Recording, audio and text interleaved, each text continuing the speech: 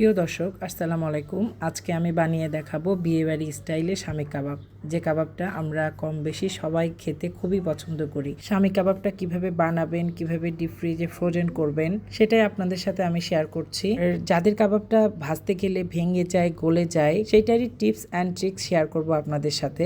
আশা করছি ভিডিওটি আপনাদের ভালো লাগবে। এখানে আমি হাফ কেজি পরিমাণ গরুর মাংস নিয়েছি, যেটাকে আগে ধুয়ে তারপরে ছোট ছোট করে কেটে নিয়েছি। এখন সেটা একটা ব্লেন্ডারের মধ্যে নিয়ে আমি ব্লেন্ড করে নেব, মানে কিছুটা পরিমাণ কিমা করে নিব যাতে সিদ্ধটা তাড়াতাড়ি হয়ে যায়। কিমা ছাড়াও দেওয়া যায় ওইভাবে ছোট ছোট করে কেটে, তবে আমি কিমা করে নিয়েছি। এখানে 2 কাপ পরিমাণ কিমা নিচ্ছি আর 1 কাপ পরিমাণ বুটের ডাল। স্বামী কাবাবে মাংসের পরিমাণটা বেশি থাকলে খুব বেশি ভালো হয়। তারপর দিয়ে দিচ্ছি হাফ কাপ পরিমাণ পেঁয়াজ কুচি, তারপরে দিচ্ছি 1 চা চামচ জিরা বাটা, 1 চা চামচ আদা বাটা, 1 চা চামচ রসুন বাটা, 1 চা চামচ কাঁচামরিচ বাটা, 1 চা চামচ লবণ, হাফ কাপ পরিমাণ তেল।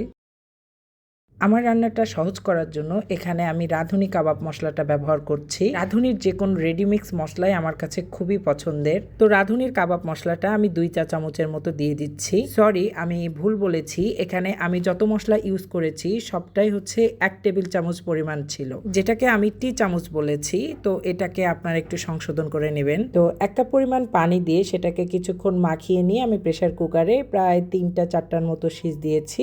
তারপরে এখন এই অবস্থায় এখন এটাকে আমি জাল দেওয়ার মাধ্যমে পুরা পানিটাকে শুকিয়ে নেব।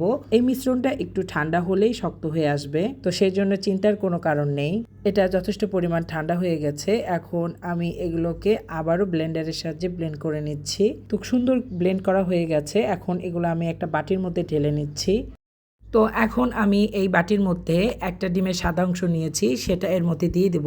কিছুটা পরিমাণ বেরেস্তা দিয়ে দিচ্ছি, আরও দিচ্ছি সামান্য পরিমাণ পেঁয়াজ কুচি, কিছুটা পরিমাণ কাঁচামরিচ কুচি, আর হচ্ছে পুদিনা পাতা কুচি। এগুলো দেওয়াটা খুব বেশি প্রয়োজন না, কিন্তু আমার কাছে এক্সট্রা ভাবে এটা খুবই ভালো লাগে, তার জন্য আমি দিয়ে নিচ্ছি। আপনারা চাইলেই এটার সাথে জাস্ট একটা ডিমের সাদা অংশ মিশিয়ে কাবাব বানিয়ে খেয়ে নিতে পারেন, তবে আমার কাছে এই জিনিসগুলো দিলে স্বাদটা দ্বিগুণ বেড়ে যায়। এগুলোকে আমি ভালো মতো মাখিয়ে নিচ্ছি। এখন আমি যে জিনিসটা ব্যবহার করছি সেটা হচ্ছে 2 টেবিল চামচ পরিমাণ চালের গুঁড়া। চালের গুঁড়াটা দিলে বাইন্ডিংটা খুব ভালো আসে আর ভেঙে যাওয়ার বা গলে যাওয়ার কোনো চান্স থাকে না। এই চালের গুঁড়িটা না দিলেও হয়, তবে আমার কাছে চালের গুঁড়িটা দিলে 100% ভেঙে যাওয়ার কোনো চান্স থাকে না, তাই আমি দিয়ে নেই। এখন আমি সবকিছু ভালো মতো মিশিয়ে হাতের সাহায্যে গোল করে চ্যাপ্টা করে এই আকৃতির স্বামী কাবাবগুলো বানিয়ে নিচ্ছি। কাবাবগুলো বানিয়ে না হলে পাশে আমি একটা প্যানের মধ্যে তেল দিয়ে ভালো মতো গরম করে নিয়েছি। এখন এক এক করে কাবাবগুলো এই তেলের মধ্যে ছেড়ে দিচ্ছি। প্রথম অবস্থায় ধৈর্য ধরে এটাকে আমি 1 পিঠ হতে দেব আর ঠিক এইভাবে নেড়ে দেব। আর খুন্তির সাহায্যে নাড়লেও হবে, তাতে কোনো সমস্যা নেই, কিন্তু খুব সাবধানের সহিত এপিঠ ওপিঠ একটু ভেজে নিতে হবে। আমার কাবাবগুলো মোটামুটি হয়ে আসছে, খুব সুন্দর একটা কালার চলে আসছে। এখন আমি এগুলোকে নামিয়ে ফেলবো। মাশাআল্লাহ, এগুলো দেখতে যেমন সুন্দর হয়েছে, খেতে মাশাআল্লাহ সেই রকম হয়েছিল। আর কিছু কাবাব ছিল যেটাকে আমি বানিয়ে এরকম প্লেটের মধ্যে রেখে ডিপ করেছিলাম। একটু শক্ত হয়ে আসলে সেটাকে এরকম একটা পলিথিনের মধ্যে ভরে আমি রেখে দিয়েছি। প্রয়োজন অনুযায়ী ঝটপট বের করে ভেজে নেওয়া যাবে। তো তৈরি হয়ে গেল আমার ভীষণই পছন্দের স্বামী কাবাব। আর আপনাদের কেমন লেগেছে প্লিজ জানাবেন। ভিডিওটি ভালো লাগলে অবশ্যই লাইক, কমেন্ট, শেয়ার দিয়ে আমার পাশে থাকবেন। আজকের মতো এই ছিল।